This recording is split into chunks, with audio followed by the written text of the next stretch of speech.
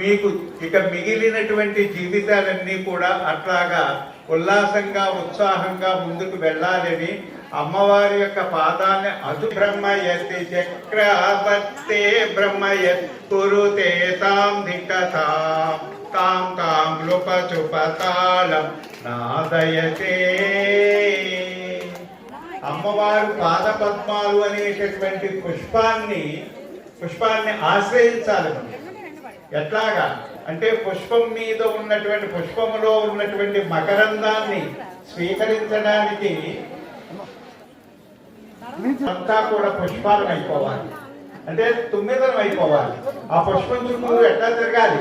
శ్రీమాత శ్రీ మహారాజ్ఞి శ్రీమత్ సింహాసనేశ్వరి సిదగ్నికుండ సంభూత దేవకార్య సముద్యత అనేటటువంటి నామంతో ఝుంకారం చేస్తూ తిరిగి అనేటటువంటి పద్మాన్ని